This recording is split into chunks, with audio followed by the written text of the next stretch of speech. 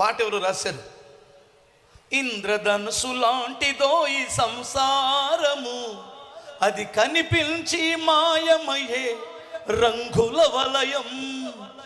ఇంద్రధనుసు లాంటిదో ఈ సంసారము, అది కనిపించి మాయమయ్యే రంగుల వలయం.